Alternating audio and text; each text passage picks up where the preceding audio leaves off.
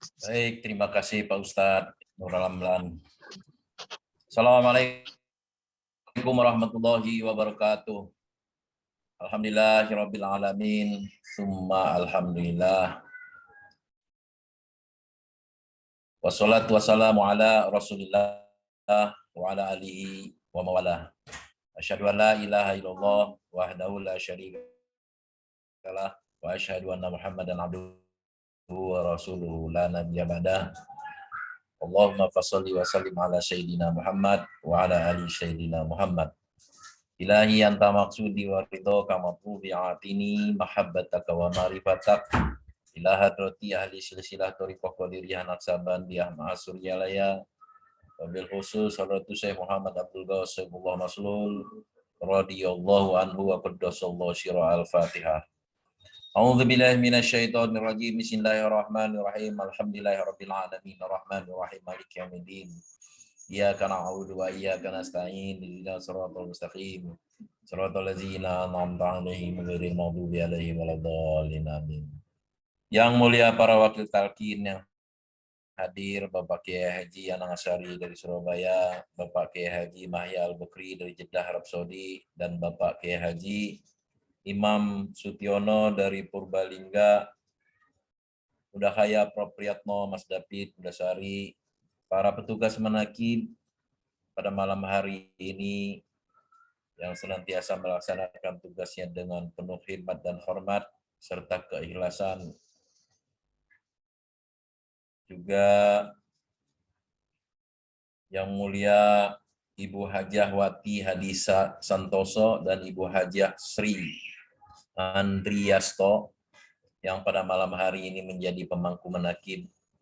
Semoga dengan berkah karomah manakib dari para ahli silsilah dikabulkan segala hajat.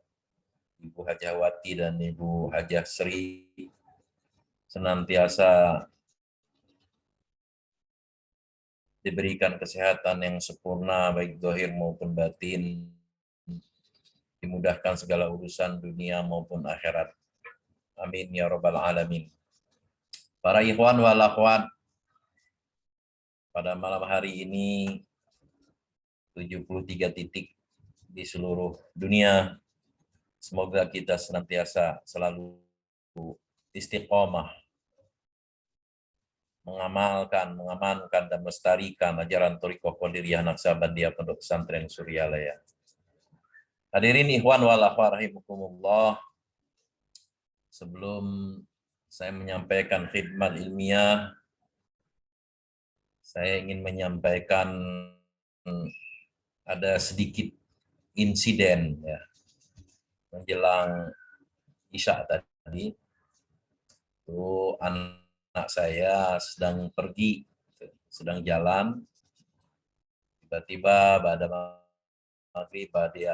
amaliyah maghrib dia telepon saya kalau kunci mobilnya hilang. Jadi panik gitu ya. Kemudian ada kunci serepnya di rumah, dicari-cari nggak ketemu. Sampai waktu Isya. Sampai lewat waktu Isya. Terus tiba-tiba, saya nggak cerita sama Bunda, tiba-tiba Bunda bilang, kalau Robi toh ke pengusaha Abah untuk bisa ketemu kunci. Gitu. Saya pikir mungkin Bunda tahu dari yang lain ya, dari keluarga saya gitu. Saya nggak cerita-cerita. Kemudian saya cari lagi di rumah gitu, dengan Robi toh pengusaha Abah, emang nggak ada, tapi benar-benar Robi toh nyambung gitu ya. Dari kamar di atas turun ke bawah, tiba-tiba anak saya telepon, ayah kuncinya sudah ketemu.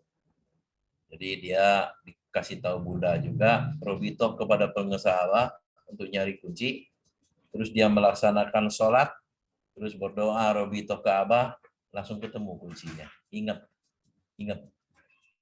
di mana gitu. Alhamdulillah. Ini adalah karomah dari guru kita gitu ya. Alhamdulillah. Sehingga pada malam hari ini tugas saya untuk menyampaikan khidmat ilmiah jadi plong gitu ya, tidak terganggu dengan urusan dunia. Alhamdulillah. Nah, baik. Di dalam Al-Qur'an Allah berfirman dan sering sekali kita sampaikan. A'udzubillahi minasyaitonirrajim. Bismillahirrahmanirrahim. Wattabi sabila man anaba ilayya. Apa artinya? Dan ikutilah orang-orang yang kembali kepadaku. Orang-orang yang sudah kembali kepada Allah. Nah, pengersa Abah sering mengatakan, Thariqah itu adalah jalan orang-orang khusus. Berarti yang mengikuti jalan ini ialah orang-orang khusus atau khawas, bukan orang umum atau orang awam. Kendaraannya, kata pengersa Abah, kendaraan khusus. Oleh karena itu tidak akan terjebak atau kejebak macet nanti di akhirat ketika hari kiamat. Quran surat Al-Qiyamah ayat 10. Ainal mafar. Kemana kita harus pergi? Kemana kita pergi? Karena jalan khusus, maka tentu ajarannya pun tidak umum. Jadi Abah sering menyampaikan, ini jalan khusus. Jadi kita ikut kepada pengersa Abah, ya, mengamalkan paket amaliyah yang dikemas dalam satu jalan yang dinamakan Thariqah Qadiriyah Naksabandiyah Ma'had Suryalaya, yaitu amaliyah mursyid, itu jalan khusus. Jadi masuk ke Thariqah ini dengan talqin kita meniti jalan khusus, bukan jalan umum. Bukan jalan umum. Apa contohnya? Contohnya ya, bulan Rajab. Bulan Rajab itu, di bulan Rajab umumnya orang-orang hanya melaksanakan puasa. Umumnya. Bahkan malah nggak ada amalan khusus. Jadi bulan Rajab itu biasa-biasa saja bagi mereka. Bahkan lebih parah lagi, ada yang melarang-larang gitu untuk beramaliyah khusus di bulan Rajab. Itulah orang umum dan orang khusus. Nah, mereka siapa? Mereka orang umum, orang awam. Kita, orang-orang khusus, di bulan Rajab mengamalkan amalan-amalan khusus, yakni sholat 42 rakaat, puasa, juga tasbih. Dari tanggal 10 sampai tanggal 10, dari tanggal 11 sampai tanggal 20, dari tanggal 21 sampai tanggal 30. Tasbih. Khusus di bulan Rajab. Pertanyaannya, apakah kita semua murid pengersa Abah mengamalkan amalan khusus ini? Murid Abah itu banyak, gitu ya. Apakah semuanya mengamalkan? Nggak usah jauh-jauh, di dekat kita-kita aja, di sekitar kita ya. Ada yang mengamalkan, ada yang nggak mengamalkan. Pasti tidak semua mengamalkan. Murid yang tidak ikut guru, murid yang tidak ikut guru dalam mengamalkan amaliyah mursyid ini, maka ia tidaklah termasuk orang-orang khusus, melainkan ia kembali ke makom umum. Sudah ditalkin, tapi tidak ikut pengersa Abah, tidak ikut perintah pengersa Abah, orang umum. Nanti berpikirnya, ya, bertindaknya seperti orang umum. Itu padahal sudah masuk ke wilayah orang-orang khusus. Hadirin ikhwan wal akhwat rahimakumullah. Banyak contohnya di bulan Sa'ban nanti ada sholat 100 rakaat bagi orang khusus. Bagi orang umum cukup baca Yasin 3 kali bolak-balik gitu ya. Itu di musola atau ditambah sholat 2 rakaat gitu. Umum itu ya. Tapi bagi orang khusus sholatul khair, sholat 100 rakaat khusus gitu ya.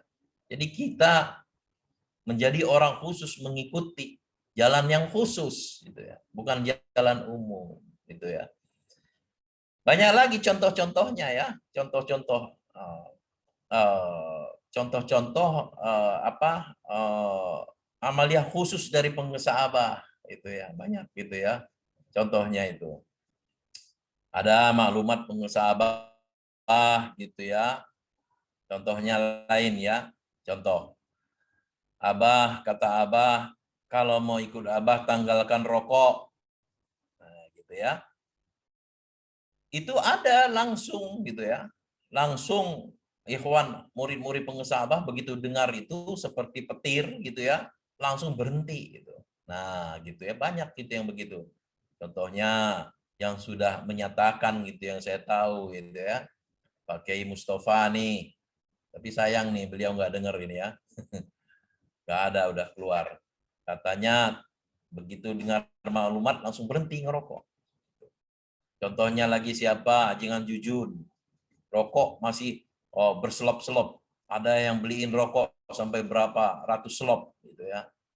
Langsung begitu dengar maklumat langsung berhenti gitu ya. Dan lain-lain gitu. Nah, sampai juga pengusaha Abah mengulang lagi maklumat itu gitu. Silakan ngerokok asal jangan ada orang gitu ya. Nah, itu macam-macam tuh tafsirnya. Apakah itu makin melunak atau makin menegaskan gitu guru tuh ya, guru pengusaha Abah. Nah, bagi saya menurut saya itu makin menegaskan. Makin menegaskan bahwa itu bagi murid, bagi siapa? Bagi orang khusus. Ada cerita Syekh ya, Syekh Ato. Dia memiliki 7 orang murid ya. Beliau ini sangat ditaati muridnya. Tapi ada satu murid yang beliau sayangi namanya Ibrahim. 7 karena kasih sayang kecintaannya masalah hati tertium juga itu oleh murid yang lain 6 orang bahwa kemudian mereka ada kecemburuan. Syekh Ato tidak langsung menjelaskan keutamaan-keutamaan murid yang beliau cintai yang lebih beliau lebihkan dari yang lain karena takut khawatir terjadi konflik gitu ya. Syekh Ato kemudian manggil murid-muridnya 7 orang ini dikasih ayam gitu ya. Ini sudah populer ceritanya.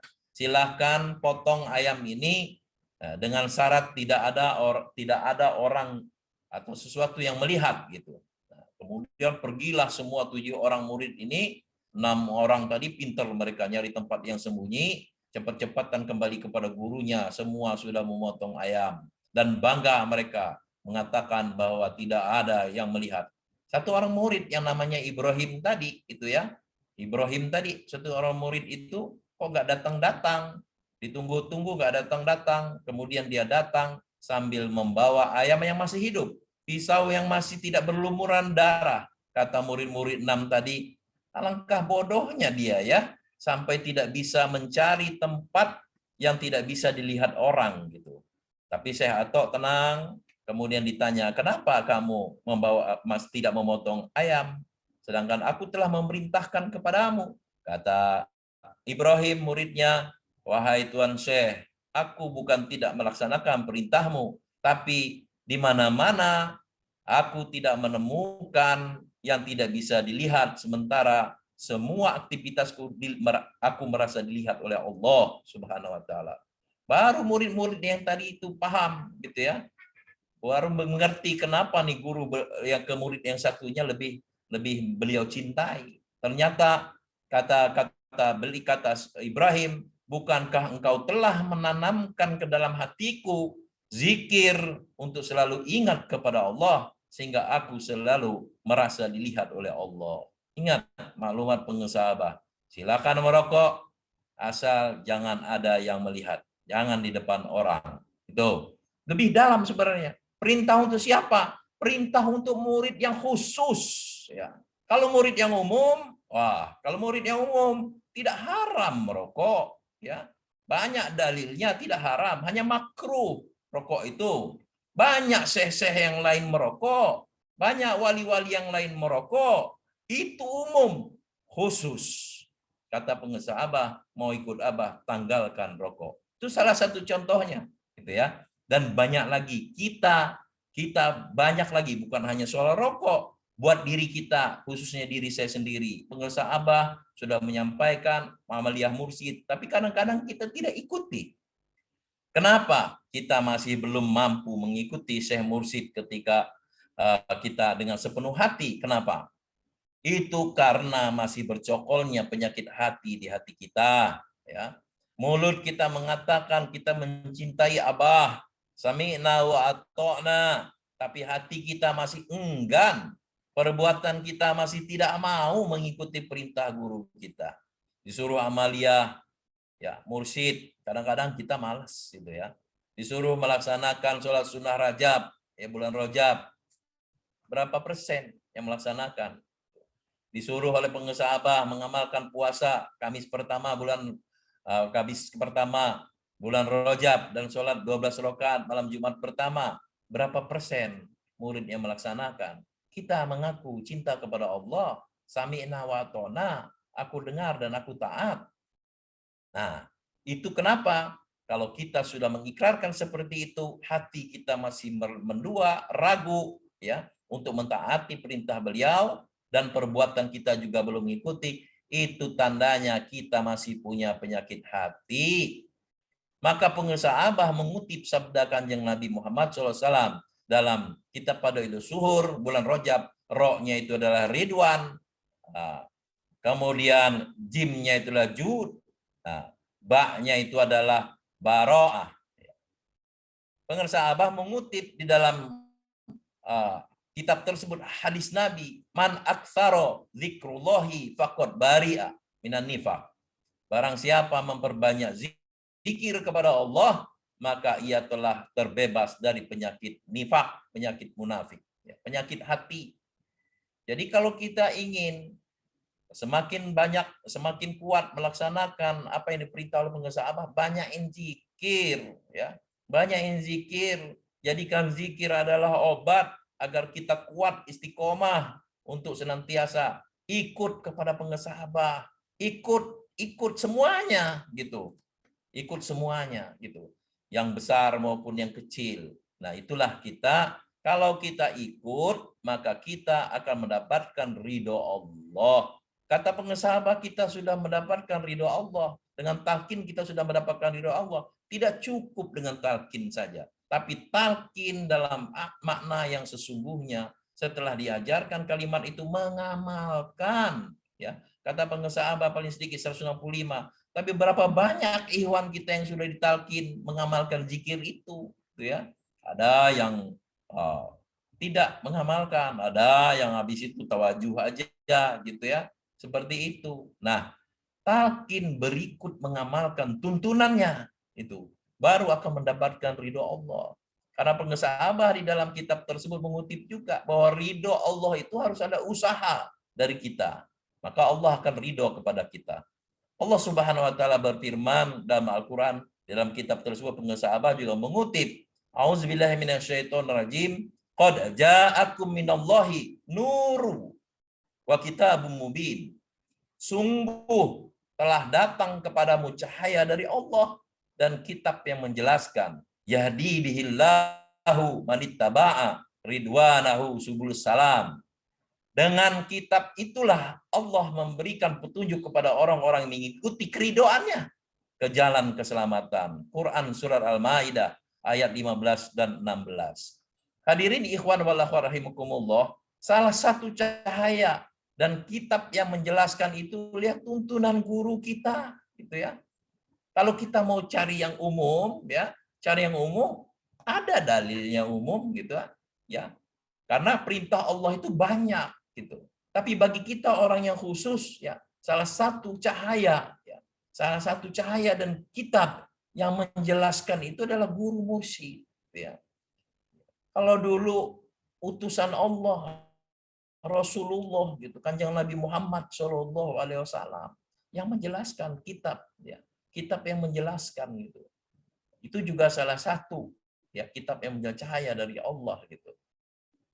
Dengan mengikutinya, maka kita telah mendapatkan ridho Allah. Gitu. Kalau nggak mau ikut, nggak apa-apa. Nggak mau ikut. Umum, gitu ya. Umum. Tapi kalau mau ikut yang khusus ini, ya itu namanya khusus. Gitu ya. maka kita akan mendapatkan ridho Allah Subhanahu wa taala. Ridho itu harus diusahakan. Tidak cukup hanya ditalkin saja. Tadi harus mengamalkan apa yang dituntunkan, yakni mengamalkan, mengamankan, dan melestarikan ajaran Thariqah Qadiriyah Naksabandiyah Pondok Pesantren Suryalaya yang diajarkan, yang dibimbingkan, yang dituntunkan oleh guru mursyid kita sepanjang zaman. Sepanjang zaman, besok lain lagi, besok terus Abah itu membimbing muridnya setapak demi setapak, setapak demi setapak, terus dengan maklumat-maklumat beliau. Nah, kita sudah bertekad untuk mengikuti jalan khusus, untuk menjadi orang khusus, maka kita tentu harus mengamalkan ajaran-ajaran khusus, bukan ajaran-ajaran umum. Kalau kita tidak mengamalkan ajaran-ajaran khusus untuk orang khusus, maka kita kembali, kata pengusaha Abah, kembali kepada maqam orang umum. Alhamdulillah, semoga Allah berkahi segalanya, semuanya, selamanya, dan semoga kita senantiasa diistiqomahkan. Wallahu a'lam bishawab. Dengan berkah karomah pengusaha Abah, pada itu saya Muhammad Abdul Ghawsibullah Maslul radhiyallahu anhu wa qaddasallahu syirah al-Fatihah. Auzubillahi minasyaitonir rajim. Bismillahirrahmanirrahim. Alhamdulillahirabbil alamin. Arrahmanirrahim. Maliki yaumiddin. Iyyaka na'budu wa iyyaka nasta'in. Ihdinas siratal mustaqim. Siratal ladzina an'amta 'alaihim ghairil maghdubi 'alaihim waladdallin. Amin. Selanjutnya kita proses talqin zikir. Yang mentalkin bukan saya, yang mentalkin adalah guru agung kita Hadratus Syekh Muhammad Abdul Ghawsibullah Maslul. Beliau adalah mursyid Thariqah Qadiriyah Naksabandiyah Mahasuryalaya silsilah ke-38. Saya hanya dipinjam lisan, dipinjam raga, dipinjam mulut untuk menyampaikan talqin zikir ini kepada Bapak dan Ibu sekalian. Ikuti mukadimahnya. A'udzubillahi minasyaitonirrajim. Bismillahirrahmanirrahim. Usikum ibadallah wa iyaya bittaqwallah. Bismillahirrahmanirrahim. Allahumma ftahli bifutuhil arifin. Bismillahirrahmanirrahim. Alhamdulillahi wassalatu wassalamu alal habibil aliyil azim sayyidina Muhammadin al-hadi ila syiratil mustaqim. Astaghfirullahal ghafurur rahim. Allahumma sholli ala sayyidina Muhammadin wa ala alihi wa sahbihi wasallim. Mukadimah tidak perlu dihafal Bapak dan Ibu. Yang perlu diamalkan adalah zikir yang akan diajarkan, zikir yang akan ditalkinkan, yaitu dua zikirnya, zikir jahar dan zikir khafi. Zikir jahar berarti harus dengan suara, zikir khafi hanya di dalam hati. Zikir jahar, zikir yang paling abdol, abdullu zikri annahu la ilaha illallah. Lebih yang paling abdol dari zikir itu adalah zikir kalimat la ilaha illallah. Ini ditalkinkan, diajarkan, bukan hanya di mulut, tapi ditanamkan ke dalam hati, ditanamkan ke dalam jiwa, memasukkan cahaya la ilaha illallah, agar cahaya dari la ilaha illallah melengket, nempel, menyatu dengan kulit, dengan daging, dengan tulang, dengan sumsum, dengan jiwa kita. Jiwa kita berla ilaha illallah. Nah, agar supaya kalimat la ilaha illallah itu benar-benar menjadi menyatu dalam diri kita, maka harus ditalkinkan. Wa kana dzikru la yufidu faidatan tamatan illa bitalkin. Tidaklah berfaedah zikir itu, ya, tidaklah berfaedah secara sempurna zikir itu kecuali dengan ditalkinkan. Nah, guru agung kita mengajarkan untuk mengucapkan kalimat la ilaha illallah itu tata caranya seperti ini. Memejamkan mata, menundukkan kepala ke bawah pusar, ya, memejamkan mata, menundukkan kepala ke bawah pusar, kemudian kalimat la ditarik dari bawah pusar ke ubun-ubun, diikuti dengan gerakan kepala sambil membayangkan kalimat itu membelah badan kita sampai ke ubun-ubun. Kemudian ilaha. Ilahanya dipalingkan wajahnya ke sebelah kanan, ke bahu sebelah kanan. Ilaha. Kemudian illallahnya dari bahu sebelah kanan diturunkan ke dada sebelah kiri. Illallah. Seperti itu. dengan suara yang kuat, pukulnya yang tepat, dengan mata dipejamkan, tetapi membuka mata batin kita. Membaca, melihat, menulis kalimat la itu dari bawah pusar ubun-ubun, ilaha ke bawah sebelah kanan, illallah ke dada sebelah kiri. Tepatnya 2 jari di bawah susu kiri. Seperti ini contohnya. Ilaha illallah. Seperti itu.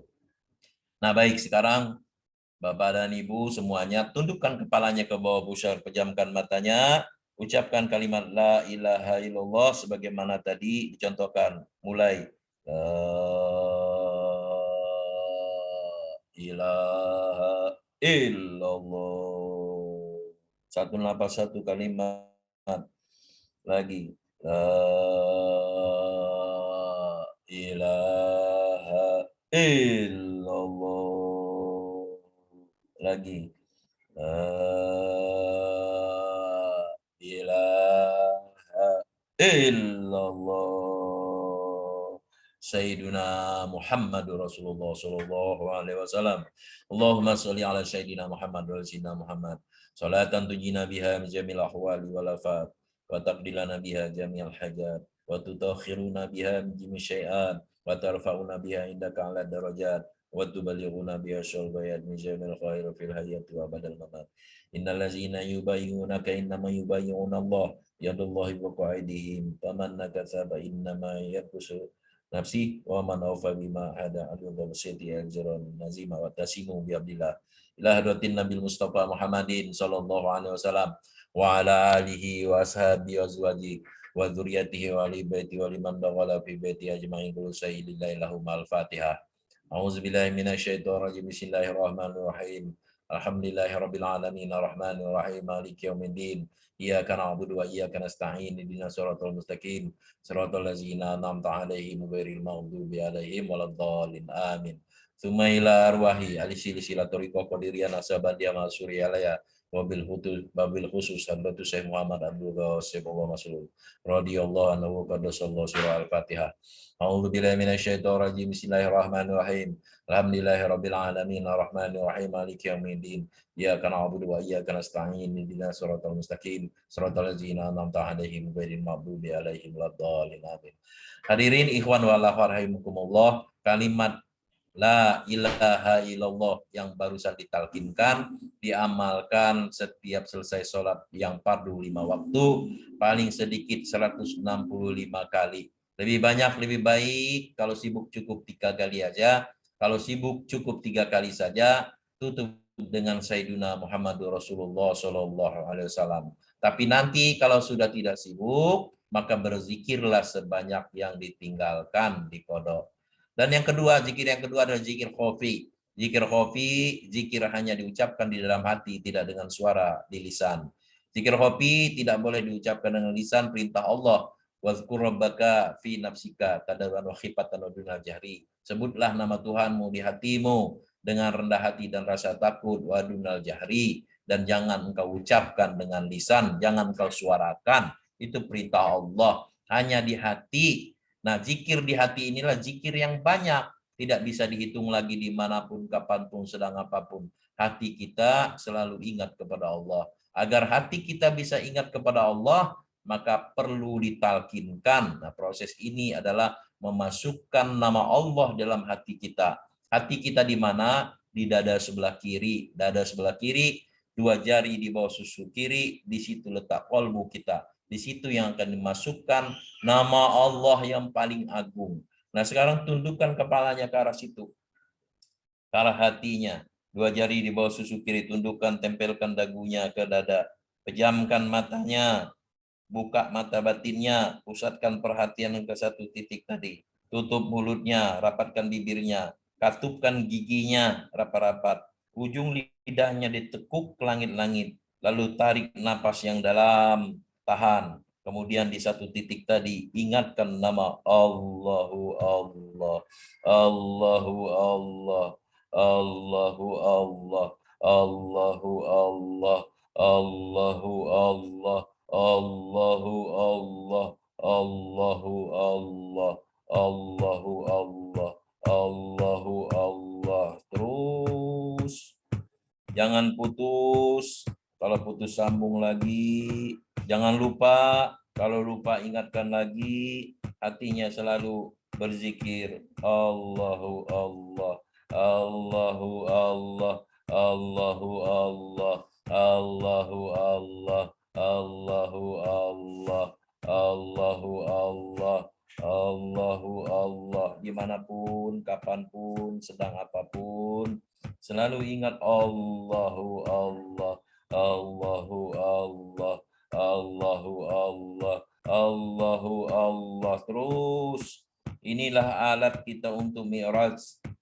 Mi'raj itu ini alat kita untuk sampai ke hadirat Allah dengan melalui hati.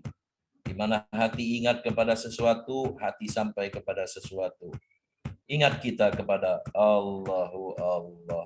Allahu Allah. Allahu Allah.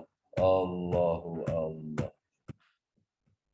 Teruskan sampai kapanpun, dimanapun, sedang apapun, hati kita selalu berzikir kepada Allah. Semoga Allah berkahi semuanya segalanya, selamanya, dengan berkah karomah guru agung kita, Hadratus Syekh Muhammad Abdul Ghaus Saifullah Maslul, radhiyallahu anhu, sallallahu al-Fatihah. A'udzubillahi minasyaitonirrajim. Bismillahirrahmanirrahim. Alhamdulillahirabbil alamin arrahmanir rahim maliki yaumiddin. Iyyaka na'budu wa iyyaka nasta'in. Ihdinas siratal mustaqim. Siratal ladzina an'amta 'alaihim ghairil maghdubi 'alaihim waladdallin. Amin. Demikian, terima kasih. Semoga bermanfaat. Adana Allah wa iyyakum ajmain. Assalamualaikum warahmatullahi wabarakatuh. Terima kasih, Kiai.